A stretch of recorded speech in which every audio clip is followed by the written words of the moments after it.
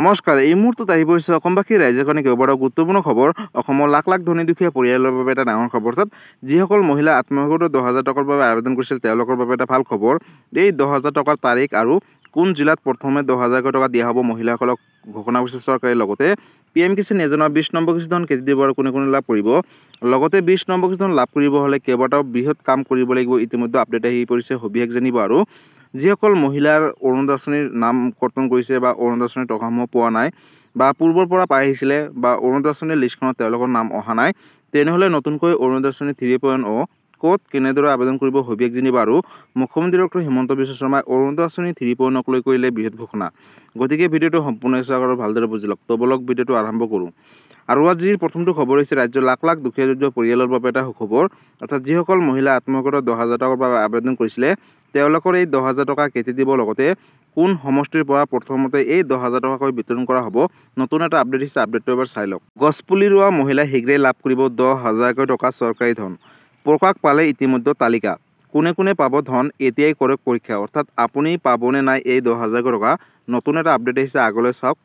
গছপুলি ৰোৱা মহিলাই শীঘ্ৰেই লাভ কৰিব চৰকাৰী ধন 10,000কৈ টকা।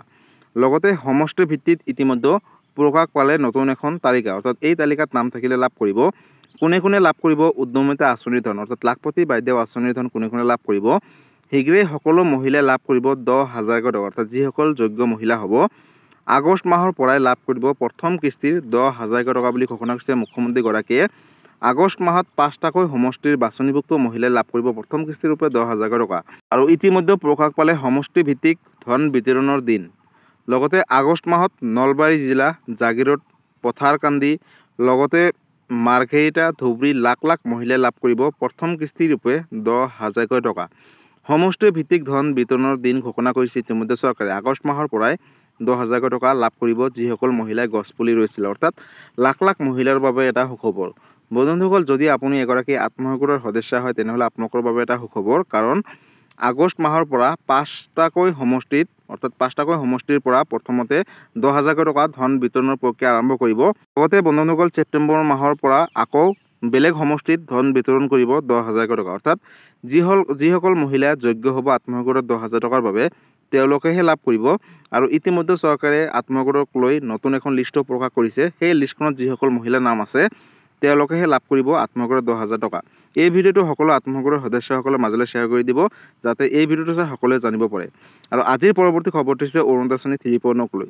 বন্ধুসকল, অৰুণোদয় আঁচনিৰ পৰা কিবা কাৰণত যদি আপোনালোকৰ নামসমূহ কৰ্তন কৰিছে বা লিষ্টখনত অহা নাই বা নতুনকৈ অৰুণোদয় আঁচনি 3.0 আবেদন কৰিম বুলি ভাবিছে, তেনেহ'লে নতুন এটা আপডেট দিছে, আপডেটটো চাই লওক। অৰুণোদয় আঁচনি 3.0, অৰুণোদয় আঁচনিৰ পৰা কটা যাব আপোনাৰ নাম। এইকেইটা কাম কৰিলেহে পাব অৰুণোদয় আঁচনিৰ ধন 1,250 টকাকৈ। অৰুণোদয় আঁচনিৰ তালিকাৰ পৰা বাদ পৰিব পাৰে আপোনাৰ নাম যদি আপোনালোকে বিশেষ কেইটামান কাম নকৰে। এই কাম কৰিলেহে আপুনি লাভ কৰি থাকিব অৰুণোদয় আঁচনিৰ ধন প্ৰতি মাহৰ 10 তাৰিখে 1,250 টকাকৈ। অৰুণোদয় আঁচনিক লৈ মুখ্যমন্ত্ৰী ডক্টৰ হিমন্ত বিশ্ব শৰ্মাই ডাঙৰ ঘোষণা কৰিলে ৰাজ্যবাসীলৈ। গাঁও সভালৈ গৈ পুনৰ অৰুণোদয় আঁচনি 3.0ৰ বাবে আবেদন কৰিব লাগিব বুলি ঘোষণা কৰিছে। লগতে জুলাই মাহৰ ভিতৰতে পঞ্চায়তে অনুষ্ঠিত হ'ব গাঁও সভা। অৰুণোদয় আঁচনিৰ সুবিধা এই পৰ্যন্ত নোপোৱাসকলে কৰিব পাৰিব নতুনকৈ অৰুণোদয় আঁচনি 3.0 আবেদন। আগতে পাই থকাসকলেও গাঁও সভাত গৈ পুনৰ কৰিব লাগিব আবেদন। ছেপ্টেম্বৰ মাহৰ পৰা 40 লাখ মহিলাই পুনৰ অৰুণোদয় আঁচনি 3.0ৰ সুবিধা লাভ কৰিব। 40 লাখ মহিলাই অৰুণোদয় আঁচনিৰ তালিকাৰ পৰা যদি আপোনালোকৰ নাম বাদ পৰিছে বা কিবা কাৰণত অৰুণোদয় আঁচনি 3.0ৰ জৰিয়তে আপোনালোকে এতিয়ালৈকে ধনসমূহ পোৱা নাই, তেনেহ'লে আপোনালোকে কোনো ধৰণৰ চিন্তা কৰিব নালাগে। এই জুলাই মাহৰ ভিতৰতে সকলো সমষ্টিতে এখনকৈ গাঁও সভা পাতিছে।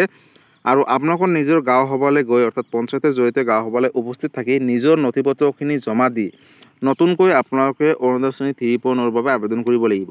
আৰু যিসকল পূৰ্বৰ পৰা পাই আহি আছে তেওঁলোকেও কিন্তু এই গাঁও সভালৈ গৈ পুনৰ আবেদন কৰিবলৈ বা নিজৰ নথি পত্ৰখিনি আকৌ জমা দিবলৈ আহ্বান জনাইছে। কাৰণ অহা ছেপ্টেম্বৰ মাহৰ 10 তাৰিখৰ পৰা ৰাজ্যত 40 লাখ মহিলাই অৰুণোদয় আঁচনিৰ জৰিয়তে 1,250 টকাকৈ DBDৰ যোগে লাভ কৰিব। গতিকে ৰাজ্যৰ লাখ লাখ মহিলাৰ বাবে এটা সুখবৰ। যদি আপোনালোকৰ ঘৰত ৰেচন কাৰ্ড আৰু আধাৰ কাৰ্ড, বেংক একাউণ্ট আছে তেনেহ'লে আপোনালোকৰ বাবে এটা সোণালী সুযোগ। যদি আপোনালোকে নতুনকৈ অৰুণোদয় আঁচনি 3.0 আবেদন কৰিম বুলি ভাবিছে তেনেহ'লে আপোনালোকে অফলাইনৰ মাধ্যমত আবেদন কৰিব লাগিব। কাৰণ অনলাইনৰ মাধ্যমত কোনো ধৰণৰ আবেদন কাম নহয়। গতিকে বন্ধুসকল আপোনালোকে অতি শীঘ্ৰে অৰুণোদয় আঁচনি 3.0 বাবে নিজৰ পঞ্চায়তৰ লগত যোগাযোগ কৰি গাঁও সভালৈ যিখন মিটিং পাতিছে সেই মিটিঙত উপস্থিত থাকি আপোনালোকে নিজৰ নথিপত্ৰখিনি দি অৰুণোদয় আঁচনি 3.0 বাবে আবেদন কৰিব পাৰিব। লগতে এই ভিডিঅ'টো সকলো মহিলাৰ মাজলৈ শ্বেয়াৰ কৰি দিব যাতে এই ভিডিঅ'টো চাই সকলো মহিলাই অৰুণোদয় আঁচনি 3.0 আবেদন কৰিব পাৰে। আৰু আজিৰ পৰৱৰ্তী খবৰটো হৈছে ৰাজ্যবাসীৰ বাবে আন এটা ডাঙৰ খবৰ, অৰ্থাৎ দেশৰ লাখ লাখ কোটি কোটি কৃষকৰ বাবে এটা সুখবৰ। PM কিষাণ যোজনা 20 নম্বৰ কিস্তি কেতিয়া দিব আৰু কোনে কোনে লাভ কৰিব। লগতে 20 নম্বৰ কিস্তি লাভ কৰিব হ'লে বিশেষ কেইটামান কাম কৰিব লাগিব। নতুন এটা আপডেট দিছে, আপডেটটো এবাৰ চাই লওক।